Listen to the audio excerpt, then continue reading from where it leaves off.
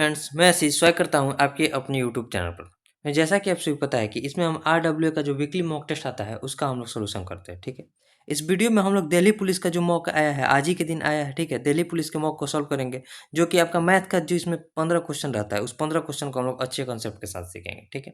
कोशिश करेंगे कि आपको कम से कम टाइम के अंदर आपको सारे क्वेश्चन समझ में आए। यहाँ देखिए, यहाँ जो है आप वीकली मॉक में आइएगा तो दिल्ली पुलिस कांस्टेबल 2025 के नाम से ये फोल्डर बना हुआ है, ठीक है। यहाँ आपको हर एक संडे के संडे मॉक आते रहता है। इसमें आपको देखिए, इसमें आपको 15 मैथ के सवाल रहते हैं और 25 रीजनिंग के सवाल रहते हैं। इसी को आपको अच्छा स्कोर करना पड़ेगा। बाकी का जो सेक्शन होता है हमारे पास 50 जीके के और 10 जो होता है कंप्यूटर का क्वेश्चन होता है। इसका हम एग्जाम पिछला वाला निकाले भी थे, ठीक है।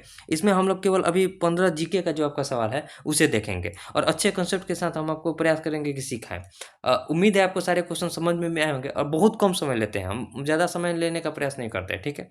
तो चलिए अब स्टार्ट करते हैं कि इसमें किस प्रकार से क्वेश्चन पूछा गया और कैसे उसे हम लोग सॉल्व करेंगे, ठीक है। एक बात और हम आपको बता दें कि देखिए, जो आरआरबी एनटीपीसी का ये गगन सर का ऐप में टेस्ट रैंकिंग ऐप है गगन सर का, उसमें जो एनटीपीसी का पेड मॉक टेस्ट है उसका भी हम सोल्यूशन स्टार्ट किया, ठीक है। इसका जो पेड मॉक 1 है उसका हम सोल्यूशन कर दिए। इसमें 25 मैथ के सवाल आते हैं और अच्छे कंसेप्ट के साथ आते हैं। इसका भी एग्जाम आपको अप्रैल में होना है, तो आप भी इसका भी तैयारी जरूर कीजिए, क्योंकि आपका दिल्ली पुलिस का एग्जाम तो बाद में आएगा, लेकिन इसका देखिए ये एग्जाम का लेवल भी इसका बढ़िया रहेगा और एग्जाम भी मतलब बहुत से लोग इस एग्जाम को देंगे भी, तो आपका कंपटीशन यहाँ बहुत ज़्यादा होगा। तो यहाँ जो ऐप में आपका 25 पेड मॉक मतलब लगभग 25 से 26 पेड मॉक जो है पेड मॉक दिया हुआ है और बाकी का जो फ्री मॉक है वो प्रीवियस ईयर क्वेश्चन के आधार पर दिया गया है। तो फ्री मॉक तो आप ऐसे ही लगा सकते हैं, लेकिन पेड मॉक अगर आप ले लिए हैं तो ठीक है, नहीं लिए हैं तो आप यहाँ से केवल उसका क्वेश्चन देखकर सोल्यूशन देख सकते हैं, ठीक है। हम क्वेश्चन का यहाँ सोल्यूशन कराते हैं टोटल 25 मैथ के सवाल का। अभी अभी कल से स्टार्ट किए हैं और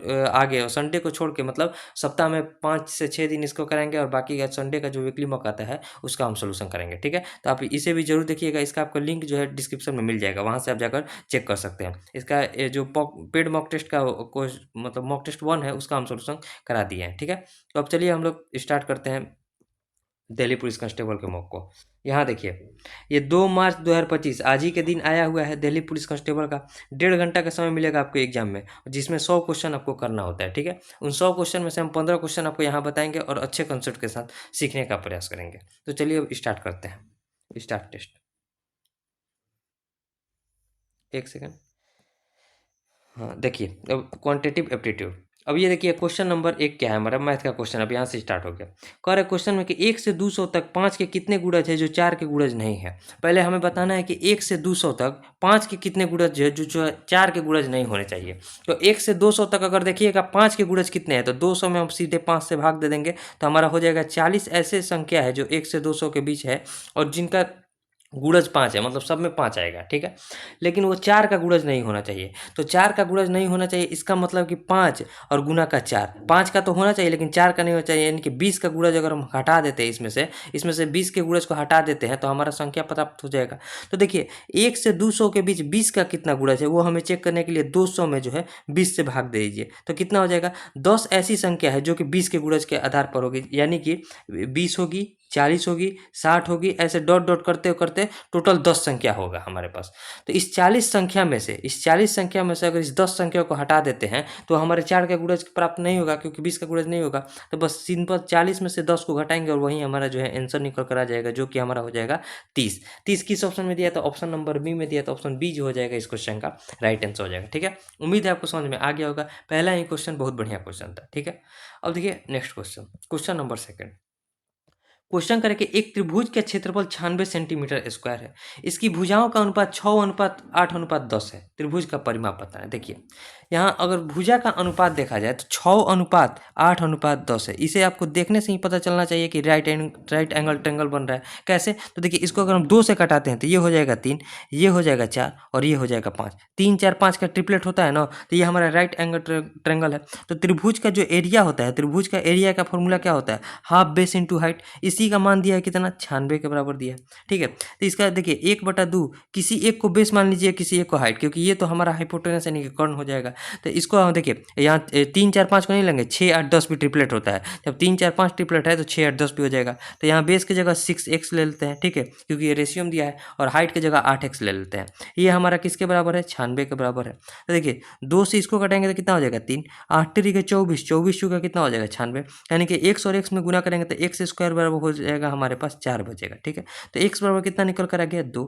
हमें क्या पूछ रहा है, उसका परिमाप। परिमाप क्या होता है, भुजाओं का योग होता है। तो 8 6 14, 14 और 10 24, 24x का मान हमसे पूछा जा रहा है। तो 24x का मान बता दीजिए कितना हो जाएगा, 24 गुना का 2 यानी कि 24 दूनी का कितना हो जाएगा 48। 48 जो हो जाएगा इस क्वेश्चन का राइट आंसर हो जाएगा, जो कि ऑप्शन नंबर डी में दिया हुआ है, ठीक है। उम्मीद है आपको समझ में आ गया होगा, काफ़ी बढ़िया सवाल है, ठीक है। अब देखिए next question, question number 3। Question करें कि यदि पास होने के लिए 35% अंकों की आवश्यकता होती है, तो एक विद्यार्थी को 200 अंक मिला परंतु वह 24 अंकों से फेल हो गया, अधिकतम अंक क्या है समझिए। अब 35% अंक चाहिए पास होने के लिए, और एक विद्यार्थी को क्या मिला है 200 अंक मिला है, और 24 अंक से फेल हो गया। अगर इसे और हम 24 अंक दे देते तो ये पास हो जाता। यानी कि क्वेश्चन में कह रहा है कि 35% बराबर किसके है, तो 224 के बराबर है, क्योंकि यहाँ भी वो पास हो गया और यहाँ भी पास हो गया, ठीक है। तो हमसे उसका अधिकतम अंक पूछा जा रहा है, यानी कि 100% का मान पूछा जा रहा है। तो 100% निकाल दीजिए, क्या करेंगे तो 224 अब बट्टे में 35 और गुना का कितना हो जाएगा 100 हो जाएगा, ठीक है। 7 से इसको घटाते हैं तो 5 हो जाएगा, और 7 से इसको कटेंगे तो 7 3 21, 7 दूनी का 14 हो जाएगा। 5 से इसको कटेंगे तो कितना हो जाएगा 20 हो जाएगा। 32 दूनी कितना होता है 640। तो अधिकतम अंक परीक्षा का जो है 640 नंबर का एग्जाम है, जो कि ऑप्शन नंबर सी में दिया हुआ है, ठीक है। उम्मीद है आपको समझ में आ गया होगा। अब देखिए next question, question number 4। Question number 4 में सिंपल इसे सॉल्व करना है। तो पहले देखिए ऊपर वाले पार्ट को सॉल्व करेंगे। ऊपर वाले पार्ट में क्या दिया है, 3/4 है तो 3/4 कर देंगे। भागा को गुना में चेंज करेंगे और हो जाएगा हमारे पास 32 अब बटे में 9 हो जाएगा। अब प्लस में क्या दिया है 4/3, तो 4/3 कर दीजिए। फिर गुना 2/3 है 2/3। ऑफ मतलब भी गुना का साइन होता है, ऑफ मतलब भी गुना का साइन, यानी कि गुना में हो जाएगा 27 अब बटे में 16, ठीक है, 27 अब बटे में 16। सिंपल इसे सॉल्व कीजिए। 4 से इसको कटाएंगे तो 8 हो जाएगा, और 3 से इसको कटाएंगे तो 3 हो जाएगा, ठीक है। 3 3 के 9, 9 3 27 हो जाएगा, ठीक है। 4 दूनी का 8, 8 दूनी का 16 हो जाएगा, ठीक है। यानी कि यहाँ बचेगा 8/3 और यहाँ बचेगा 3/2। अब इसे सॉल्व कर लीजिए। सॉल्व करेंगे तो 3 दूनी का 6, 8 दूनी का 16 और 2 3 6, 3 3 के 9 हो जाएगा। यानी कि ऊपर वाले पार्ट का मान आ गया 25/6, ठीक है। अब नीचे वाले पार्ट को सॉल्व करते हैं। नीचे वाले पार्ट को सॉल्व करेंगे तो क्या करेंगे 1/2 और गुना, देखिए ब्रैकेट वाले साइन को सॉल्व करेंगे तो कितना हो जाएगा, तो नीचे में हो जाएगा 3 और 8, 8 माइनस 3 दूनी का 6 हो जाएगा, ठीक है। फिर भागा को गुना में चेंज करेंगे तो क्या हो जाएगा 9 अब बटे में 4 पलट जाएगा। और फिर प्लस में इसको सॉल्व कर दीजिए, 3 और 6 का एलसीएम होता है 6, यानी कि यहाँ हो जाएगा 2 और 1, यहाँ हो जाएगा 1, ठीक है। ये हमारा ऊपर वाला पार्ट है, इसको अभी हटा दीजिए। अब इसको सॉल्व करेंगे तो कितना हो जाएगा 1/2 और गुना 2/3। आप देखिए बोर्ड मास में एक बार समझ लीजिए, लेकिन एक ही बार में सही करने का प्रयास कीजिए, ठीक है। 9/4 हो जाएगा, और यहाँ 2 1 3, 3 दूनी का 6 हो जाएगा, यानी कि यहाँ हो जाएगा 1/2, ठीक है। 1/2 हो जाएगा। अब इसे सॉल्व कीजिए। 2 से ये 2 कट जाएगा और 3 से ये 3 कट जाएगा, ठीक है।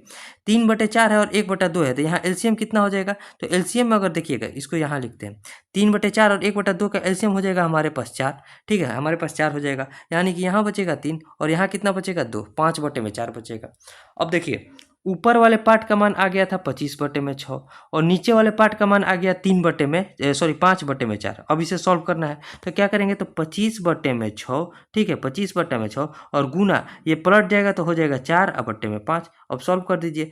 5 से इसको घटा देंगे तो 5 हो जाएगा, और 2 से इसको घटाएंगे तो 3 और 2 से इसको घटाएंगे तो 2 हो जाएगा। 5 दूनी का 10/3, यानी कि ऑप्शन नंबर बी जो हो जाएगा इस क्वेश्चन का राइट आंसर हो जाएगा। इतना हम आपको घुमाए जरूर है, लेकिन आप सिंपल इसे बना सकते हैं, इतना आपको समझाने के लिए हम घुमाए हैं। ऊपर वाले पार्ट को साथ में सॉल्व कीजिए और नीचे वाले पार्ट को साथ में सॉल्व कीजिएगा, तो आपका आंसर जो निकल कर आएगा ऑप्शन नंबर बी निकल कर आएगा। आपको समझाते हुए बनाया फिर भी 2 मिनट का समय ले लिए, ठीक है। इतना आपको समय नहीं लगेगा, आप आराम से इस क्वेश्चन को बना सकते हैं, इसमें कुछ करना नहीं है, ठीक है। तो यहाँ से ऑप्शन बी पर हम लोग क्लिक करेंगे और आगे जो है बढ़ जाएंगे, ठीक है।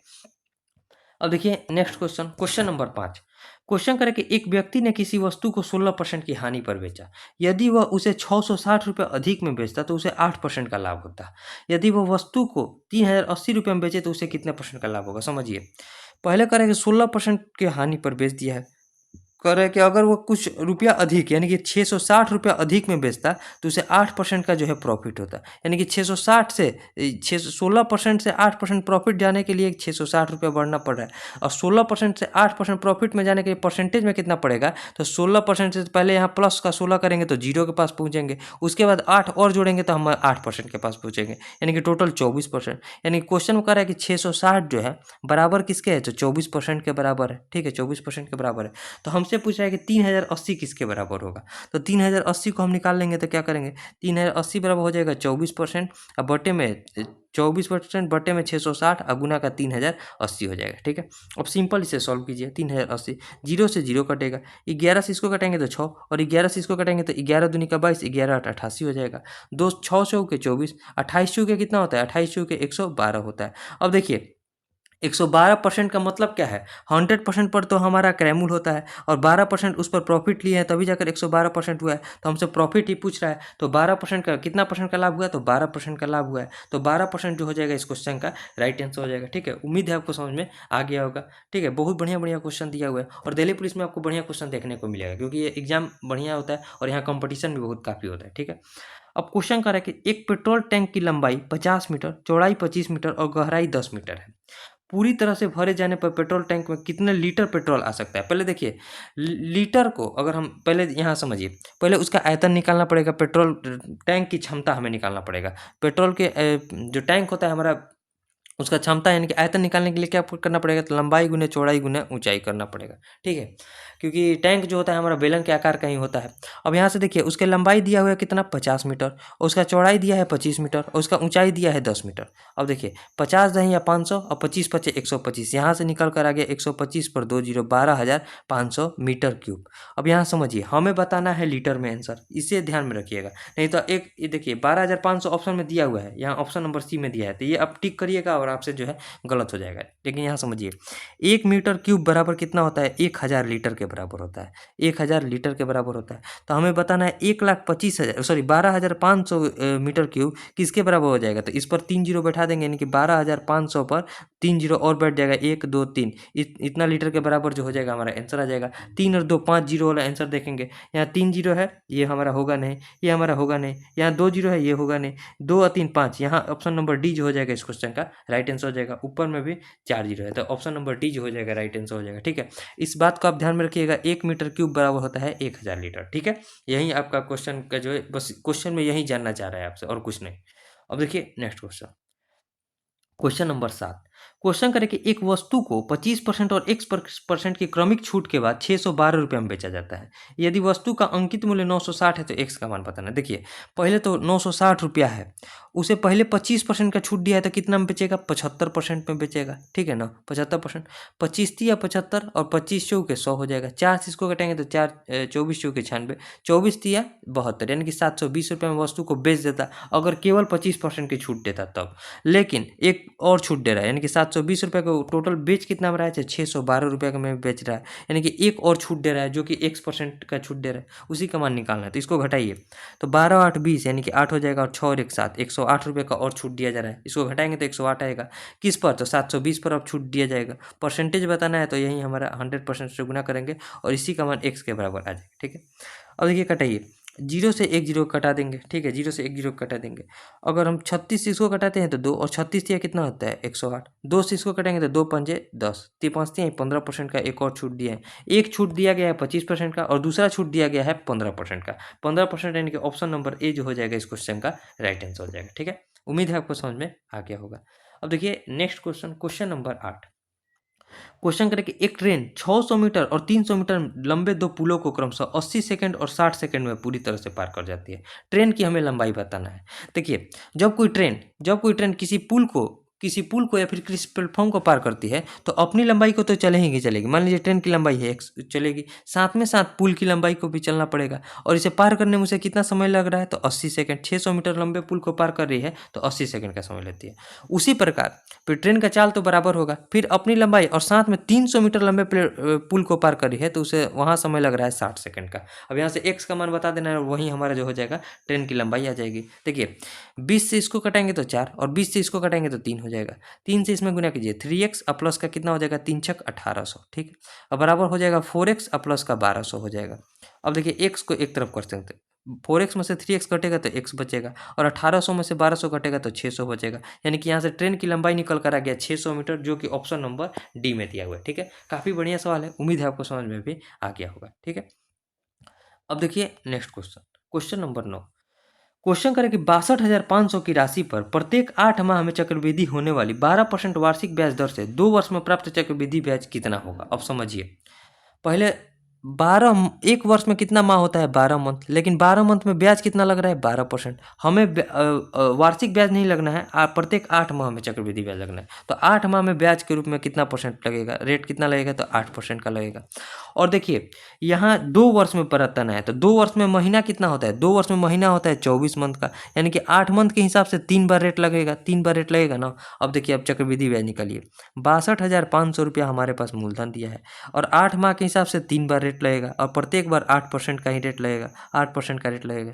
तो 62,500 का 8% कितना होता है, तो 8 पंजे 40, 8 दूनी का 16, 16 और 4 20, 8 छक 48, 48 और 2 50, यानी कि 5,000 रुपया। 62,500 का अगर आप 8% निकालिएगा तो 5,000 निकल कर आएगा। यहाँ भी 5,000 हो जाएगा और यहाँ भी 5,000 हो जाएगा, क्योंकि ये चक्रवृद्धि ब्याज है, ये तो साधारण ब्याज है नहीं। तो चक्रवृद्धि ब्याज में क्या होता है, इसके ब्याज पर ही ब्याज लगता है, यानी कि इस पर 8% दोनों वर्ष लगेगा। तो 8 पचे 40, 400 यहाँ भी लगेगा, 400 यहाँ भी लगेगा, और ये जो 5,000 है इस पर भी अगला बार लगेगा 8%, यहाँ भी 400 रुपया लगेगा, और ये ब्याज पर भी ब्याज, यानी कि इस पर भी 8% का ब्याज लगेगा, 8 के 32 रुपया और लगेगा। अब सबको जोड़ दीजिए, यही हमारे पास जो हो जाएगा CI निकल कर आ गया। सबको जोड़िए, 5,000 तिया 15,000 हो जाएगा, 5,000 5,000 5,000 15,000 हो गया, तो यहाँ 15,000 लिख दिए। सबको जोड़ना है आपके पास, 400 तिया 1200 हो गया, तो यहाँ 1200 लिख देंगे, और फिर प्लस का कितना है 32 है, तो सॉरी 32 है, तो 32 को जोड़ देंगे। अब सबको जोड़ दीजिए, कितना हो जाएगा, यहाँ हो जाएगा 2, इसको जोड़ेंगे तो 15,000 और 1,000 16,000, 16,232 जो हो जाएगा इस क्वेश्चन का राइट आंसर हो जाएगा। सबको जोड़ने पर निकल कर आ रहा है 16,232, 16,232, यानी कि ऑप्शन नंबर बी जो हो जाएगा इस क्वेश्चन का राइट आंसर हो जाएगा, ठीक है। उम्मीद है आपको समझ में आ गया होगा। अब देखिए next question, question number 10। Question करें कि 15 मीटर 17 सेंटीमीटर लंबे और तथा 9 मीटर 43 सेंटीमीटर चौड़े फर्श पर बिछाने के लिए कम से कम कितने वर्गाकार टाइलों की आवश्यकता होगी। अब देखिए 15 मीटर 17 सेंटीमीटर, यानी कि लंबाई टोटल अगर दिया जाए, टोटल को सेंटीमीटर में चेंज करेंगे तो 15 और 17 1517 हो जाएगा सेंटीमीटर। 15 मीटर का मतलब होता है 1500 सेंटीमीटर, यानी कि ये टोटल निकल कर आ गया सेंटीमीटर में। और चौड़ाई दिया है उसका 943 सेंटीमीटर, ठीक है, 943 सेंटीमीटर। हमें कम से कम, देखिए एक रूम में, एक कमरा में समझिए, कम से कम टाइल्स लगाना है, तो टाइल्स का आकार सबसे बड़ा रखना पड़ेगा, तभी जाकर कम होगा। मान लीजिए, समझिए यहाँ पर, समझिए ये हो गया हमारे पास कमरा जो कि आयत के आकार का है।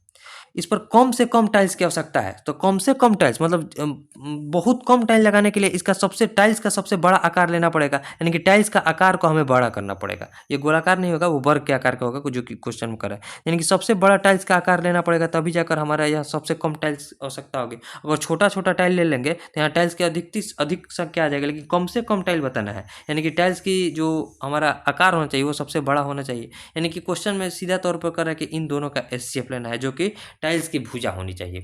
इन दोनों का HCF निकालिए। इन दोनों का HCF निकालने के लिए क्या करना पड़ेगा, सिंपल आप मेथड से निकाल दीजिए। इन दोनों का HCF अगर हम सिंपल मेथड से निकालते हैं तो क्या करेंगे, 943 में हम 1517 से भाग देंगे, तो कितना हो जाएगा, 943 से कम 943 हो जाएगा।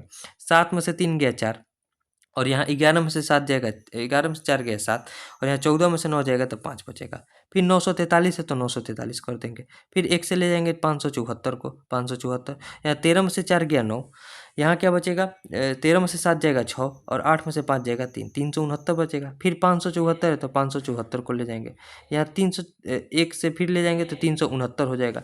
14 में से 9 गया 5, 14 में से 9 गया 5, और यहाँ क्या बचेगा, यहाँ बचेगा हमारे पास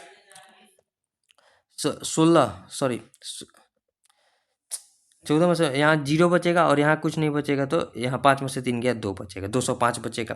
फिर यहाँ देखिए 205 में हम भाग देंगे किससे, 369 से, तो 369 कर देंगे। 205 से कम कितना हो जाएगा, 205। 9 में से 5 गया 4, और यहाँ क्या बचेगा 6 और यहाँ क्या बचेगा 3 में से 2 गया 1। बहुत बहुत ज़्यादा जा रहा है, लेकिन अब सॉल्व तो करना है। 205 करेंगे, अब आ जाएगा आंसर 164 एकम 164 हो जाएगा। यहाँ 5 में से 4 गया 1 और यहाँ 10 में से 6 गया 4, 41 बचा। अब सिंपल 41 को हम भाग देंगे किससे, तो 164 से। यही एचसीएफ का रूल है, 41 चूँकि कितना होता है 164, ये पूरा कट गया तो हमारा आंसर निकल कर आ गया कितना, एचसीएफ बराबर निकल कर आ गया 41। ठीक है, अब सबको हटाते हैं, हमें एचसीएफ बराबर निकल कर आ गया इसका 143, जो कि सिंपल मेथड से हम आपको बता दिए। ठीक है, 41 निकल कर आ गया और यही जो हो गया वर्ग की भुजा हो गई, 41 ही जो हो गया वर्ग का भुजा हो गया। अब टाइल्स की संख्या निकालना है तो इसके क्षेत्रफल में से इसका क्षेत्रफल को भाग देना पड़ेगा, यानी कि वर्ग आयत का क्षेत्रफल कितना होता है 1517 गुना 943, लंबाई गुना चौड़ाई हो जाएगा। और वर्ग का क्षेत्रफल कितना होता है भुजा गुना भुजा, यानी कि 41 गुना का 41 हो जाएगा। अब सिंपल इसे कटाइए, 41 इसको कटाएंगे तो 41 दूनी का 82 हो जाएगा, 12 3 123, 41 तिया 123 हो जाएगा। ठीक है, ये कट गया। फिर 41 इसको कटाएंगे तो कितना हो जाएगा 41 तिया 123 हो जाएगा। ठीक है, 123 हो जाएगा, हाथ में बचेगा कितना, तो 28 7, 41 7 287, ये पूरा कट जाएगा हमारा। तो ये ऊपर में बचेगा 37 और गुना का 23। अब गुना कर दीजिए, गुना करेंगे तो देखिए सिंपल आप एक लाइन में गुना कीजिए, 7 तेरी 21, 7 दूनी का 14, 14 और 9 23, 23 और 2 25 हो जाएगा। 3 दूनी का 6, 6 और 2 8, 851 जो हो जाएगा टाइल्स की संख्या हो जाएगी 851, यानी कि ऑप्शन नंबर ए जो हो जाएगा इस क्वेश्चन का राइट आंसर हो जाएगा। इसमें केवल देखिए इन दोनों का एचसीएफ निकालना था, थोड़ा कैलकुलेटिव जरूर है, एक दो क्वेश्चन तो आपको कैलकुलेटिव मिलेगा ही मिलेगा, क्योंकि यहाँ मैथ और रीजनिंग ही टाइम टेकिंग है, बाकी तो जीके है और कंप्यूटर है उसमें तो टाइम जाएगा नहीं, तो आपको टोटल क्वेश्चन सही करना पड़ेगा। ठीक है, इन दोनों का एचसीएफ निकालकर उस एचसीएफ यानी कि वर्ग की भुजा से, यानी कि वर्ग की भुजा पता प्राप्त हो गया, तो वर्ग का क्षेत्रफल, ये वर्ग का क्षेत्रफल है और ये जो है आयत का क्षेत्रफल है, तो आयत के क्षेत्रफल में से वर्ग के क्षेत्रफल को भाग देंगे तो हमें टाइल्स की संख्या प्राप्त हो जाएगी। ठीक है, उम्मीद है आपको समझ में आ गया होगा। यहाँ ऑप्शन नंबर ए पर क्लिक करेंगे और आगे जो है बढ़ जाएंगे। अब देखिए क्वेश्चन नंबर 11, क्वेश्चन करें कि 441 रुपये की धनराशि 50 पैसे 25 पैसे और 20 पैसे के सिक्कों के रूप में है, जिनका अनुपात 4:3:2 है। 25 पैसे के सिक्कों की संख्या बताना है। समझिए, 50 पैसे के कुछ सिक्के हैं, उसके बाद 25 पैसे के कुछ सिक्के हैं और उसके बाद 20 पैसे के कुछ सिक्के हैं, उनका अनुपात दिया हुआ है कितना, तो 4:3:2। अगर देखिए 50 पैसे के 4 सिक्के हैं, यानी कि कितना टोटल रुपया हो गया 200 पैसा हो गया। ठीक है, और 25 पैसा के 3 सिक्के हैं तो कितना हो गया 75 पैसा हो गया। और उसके बाद 20 पैसा के अगर 2 सिक्के हैं तो 20 दूनी का 40 पैसा हो गया। लेकिन क्वेश्चन में करे कि नहीं, टोटल रुपया हमारे पास कितना है 441 रुपया है, तो 441 को जैसे ही हम पैसा में बदलते हैं तो 100 से गुना कर देंगे। अब सिंपल देखिए जोड़िए 240 और 75 315 हो जाएगा, 315 पैसा बराबर हो जाएगा 441 और गुना का 100। ठीक, तो एक पैसा यानी कि रेशियो निकालेंगे, अगर हम इनका रेशियो निकालेंगे तो एक का मान किसके बराबर हो जाएगा, तो इसमें 315 से भाग दीजिए। अगर देखिए 21 से इसको कटाते हैं तो 21 से कम 21, 21 पचे 105 हो जाएगा। 21 से इसको कटाएंगे तो 21 हो जाएगा। 5 से कटाएंगे तो 3 और 5 से इसको कटाएंगे तो 20 हो जाएगा। 3 से इसको कटाएंगे तो कितना हो जाएगा, 3 से इसको कटाएंगे तो 7 हो जाएगा। 20 साथ कितना होता है 140, यानी कि एक का मान 140 निकल कर आ गया।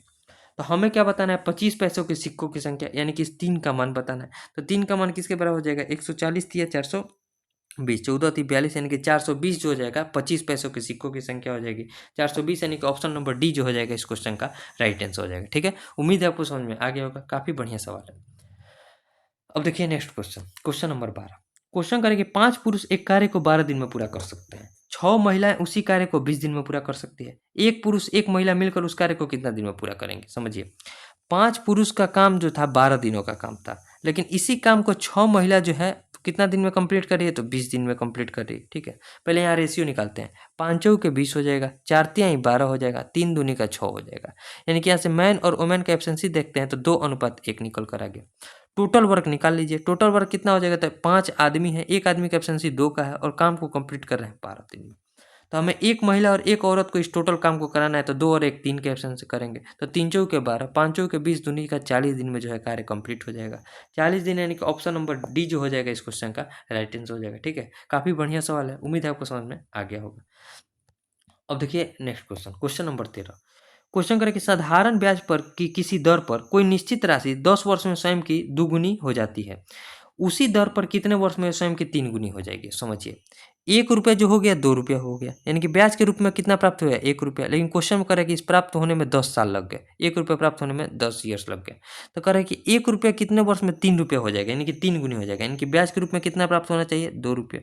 ₹1 प्राप्त होने में 10 साल लगे हैं, तो ₹2 प्राप्त होने में कितना साल लग जाएंगे, 20 साल लग जाएंगे। तो 20 ईयर्स जो हो जाएगा इस क्वेश्चन का राइट आंसर हो जाएगा, जो कि ऑप्शन नंबर सी में दिया हुआ है। काफी सिंपल सवाल है, ठीक है। अब देखिए next question, question number 14। Question करें कि एक पुलिसकर्मी 200 मीटर की दूरी पर एक चोर को देखता है और उसका पीछा करना शुरू करता है। पुलिसकर्मी 9 किलोमीटर पर आवर की चाल से दौड़ता है और चोर 7 किलोमीटर की चाल से दौड़ता है, तो पुलिसकर्मी चोर को कितने समय बाद पकड़ लेगा। देखिए यहाँ एक चोर है, मान लीजिए यहाँ एक चोर है और यहाँ एक पुलिस वाला है। इसे देखा, यहाँ दोनों के बीच का डिस्टेंस अभी है 200 मीटर। और देखिए जैसे ही देखा होगा तो ये पकड़ना शुरू किया होगा, यानी कि दोनों का डायरेक्शन तो सेम होगा, इसी दिशा में चोर भी भागेगा और देखिए चोर भी यहाँ से आगे भागेगा और पुलिस भी उसके पीछे भागेगा, यानी कि दोनों का डायरेक्शन सेम होगा, क्योंकि ये चोर तो इस तरफ आएगा नहीं खुद से पकड़ाने के लिए, वो तो मतलब उसका डायरेक्शन तो सेम होगा। डायरेक्शन सेम कहने का मतलब है कि अगर इसका 9 का स्पीड है और इसका 7 का स्पीड है, इसका ज़्यादा का स्पीड है पुलिस का, तभी जाकर इसे पकड़ पाएगा। तो इसका स्पीड ज़्यादा है और डायरेक्शन सेम है, तो चाल आपस में माइनस होगा, हमें टाइम निकालना है। दोनों के बीच का डिस्टेंस है 200 मीटर का और चाल का डिफरेंस कितना हो जाएगा, तो 9 में से 7 गया 2, 2 के स्पीड से उसे पकड़ेगा। किलोमीटर पर आवर को मीटर पर सेकंड में चेंज कर दिया, ठीक है। 2 पंजे 10 से एक जीरो कटेगा, 18 दूनी का 36, 360 सेकंड में जो है पकड़ लेगा। लेकिन क्वेश्चन में देखिए मिनट में 360 सेकंड कहिए या फिर 6 मिनट कहिए, एक ही बात है। तो 6 मिनट में जो है पुलिस चोर को पकड़ लेगा, जो कि ऑप्शन नंबर डी में दिया हुआ है, ठीक है। उम्मीद है आपको समझ में आ गया होगा। अभी देखिए आज का आखिरी सवाल, इस मॉक टेस्ट का आखिरी सवाल मैथ का।